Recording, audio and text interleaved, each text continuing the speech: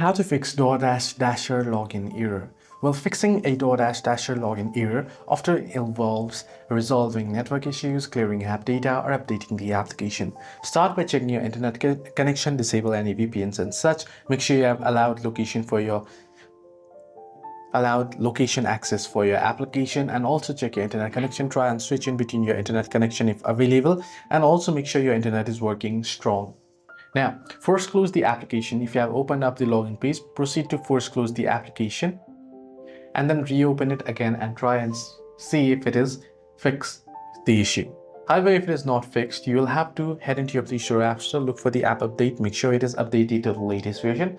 If you are using Android device, go to Settings, Apps, under it head into Dasher, Stories and Space option and clear cache and data. If you are using Android iOS, you might as well reinstall the application, so it'll be easier that way.